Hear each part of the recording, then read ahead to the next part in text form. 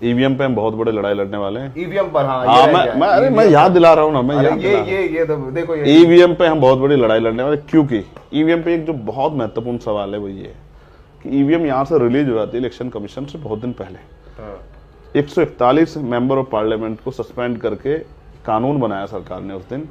वो बिल को जो है ना, उसको कानून का रूप दिया कि जब नियुक्ति होगी इलेक्शन कमिश्नर की तो चीफ जस्टिस नहीं रहेंगे, क्योंकि ये जो आज चीफ जस्टिस बैठे इन्हीं के नेतृत्व में ये इलेक्शन होना है। तो चंद्रचूड़, तो इसमें कुछ जो है कहीं ना कहीं ऐसा लगता है। दूसरा ये भी मैंने सुना, मैं इसको कंफर्म नहीं कर रहा, आप ज्यादा मुझसे बेहतर इस पर जानते होंगे, क्योंकि मैं कई दिनों से उस काम में था लगातार, और रूरल एरिया में था, ग्रामीण एरिया में, तो मैं इस तरह से काम यूज नहीं कर पाया, अपने काम में लगा हूँ, कि इलेक्शन कमिश्नर से कोई पूछताछ नहीं होगी, उसके ऊपर कोई मुकदमा नहीं दर्ज होगा। इस तरह का मुझे पता लगा कि कानून बना देगा कि आजीवन उस पर जो इलेक्शन कमिश्नर आएगा उस पर कोई जो है ना उसके ऊपर मुकदमा दर्ज होगा, ना उसको कोई सजा होगी, ना उसको कोई पूछताछ होगी। वो तो चलिए दूर की बात है, इस समय विपक्षी पार्टियां मिलना चाह रही चीफ इलेक्शन कमिश्नर से, लिख लिख के वो तो मिल भी नहीं रहे हैं अभी।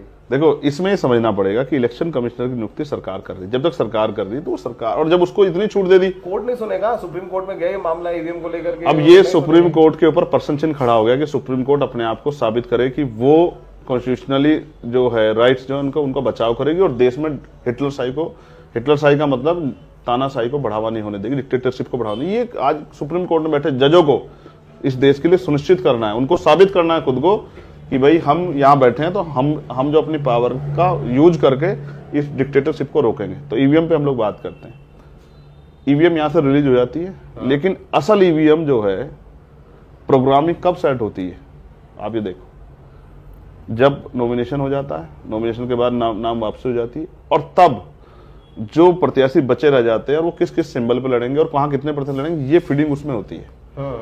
ये चुनाव से मुश्किल से 8-10 दिन पहले जब वोटिंग दिन शुरू होती है, सबके एजेंट्स को टेस्ट कराया जाता है। मैं कुछ और कह रहा हूँ, उसको टेस्ट को छोड़ो, ईवीएम जब यहाँ से रिलीज, उसको नहीं पता कौन से बूथ पे जाएगी, उस पर कहाँ कौन प्रत्याशी, ये सेटिंग यहाँ नहीं होती है। ये सेटिंग कहाँ होती है?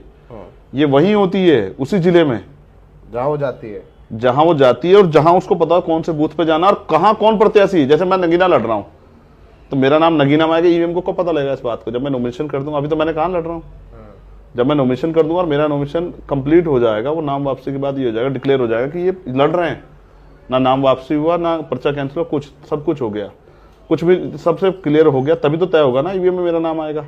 तो वो जो सॉफ्टवेयर अपडेटिंग होती है, ये एक बहुत बड़ा झोल है जिसको समझना पड़ेगा। तो दो चीजें अभी हो रही है, एक तो सॉफ्टवेयर अपडेट, क्योंकि इसका मतलब सॉफ्टवेयर अपडेट होता है ना, क्योंकि इलेक्शन 10 दिन पहले ये करना पड़ता है सब कुछ। दूसरा, जो कई हिस्सों में चुनाव हो रहे हैं भाई, 1-1.5 महीने में चुनाव होता है पार्लियामेंट का 7 चरणों में, तो जब आदमी 40-45 दिन इंतजार कर रहा है, 2 दिन और इंतजार कर रहा है, किसको जल्दबाजी है? पहले जिसने पहले दिन वोट कर दी वो तो 40 दिन इंतजार कर रहा है, 2 दिन और इंतजार कर लेगा। तो इसमें जो ईवीएम बदली जाती है, ये एक बहुत बड़ी आंदोलन कैसा होगा आप लोगों का? ऐसा होगा जैसे दिल्ली वाला हुआ था, जिसके बाद सरकार को मुझे पीटना ही पड़ा, बहुत लाठी खाई थी आपने, मुझे याद है। कोई फर्क नहीं पड़ता, कुछ भी करना पड़े इस देश की डेमोक्रेसी को बचाने के लिए, लाठी खाने के लिए तैयारी रहते हो। इस देश की डेमोक्रेसी, इस देश के संविधान को बचाने के लिए, लोगों के विश्वास को कायम रखने के लिए कोई भी कीमत चुकानी पड़े, हम उस चुकाने के लिए तैयार हैं। क्योंकि जब हम बात करते हैं ना शहीद भगत सिंह की, तो फिर लाठी से डर नहीं लगता है।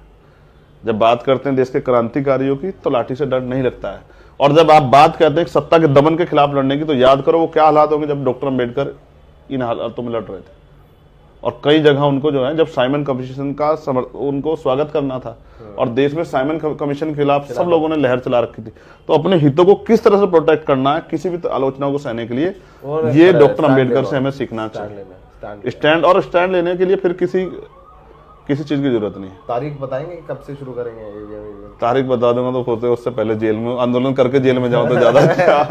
तो ये देखिए, रेड माइक पे हम लोग बहुत अनफिल्टर्ड टाइप बात करते हैं। चंद्रशेखर से बड़े आज बहुत इतने इंटरव्यू के, लेकिन इतना खुल के बात जो है, मैंने सवाल ही पूछे बात खुल के, और आपने खुल के जवाब भी दिया। आज एंकर भी हो गए थे चंद्रशेखर जी।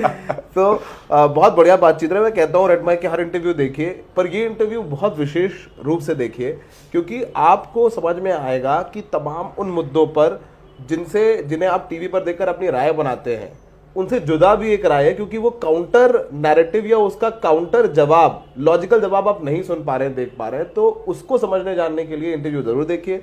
हमेशा कहते हैं चंद्रशेखर जी, आगे भी कह रहे हो लाठी खाने को तैयार हो, आंदोलन करने को तैयार हो, अभी चुनाव लड़ेंगे, सब इनका साथ देंगे नहीं देंगे एक बड़ा सवाल है। अब आगे इनसे बात करते रहेंगे। लोकसभा चुनाव में नगीना से इनकी दावेदारी है और केंद्रीय चुनाव चिन्ह इनका है। तो ये जाति से ऊपर उठ के बाबा साहब ने भी अपनी किताबों में लिखा कि जिस दिन देश के लोग जाति से ऊपर उठ के मुझे देखेंगे, मेरे देश के प्रति समर्पण को देखेंगे, मेरे संघर्ष को देखेंगे, उस दिन लोगों को मुझसे प्रेम हो जाएगा। मुझे भी, जब आपने कहा ना कि साथ देंगे नहीं देंगे, जिस दिन मुझे भी लोग जाति से ऊपर उठ कर देखेंगे और ये महसूस करेंगे कि वो आदमी करना क्या चाहता है, तो मुझसे प्रेम लोगों को हो जाएगा।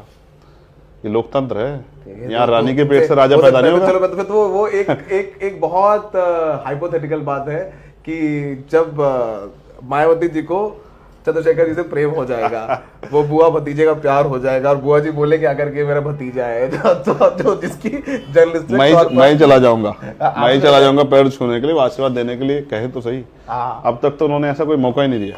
तो ये इंटरव्यू यही खत्म करते हैं। ये इंटरव्यू देखने के लिए सागर जी कैमरे में बहुत मेहनत की, उन्होंने इतना लंबा इंटरव्यू हाथ बढ़ के रखा। तो आप इंटरव्यू जरूर देखिए और बहुत जरूर शेयर करिए।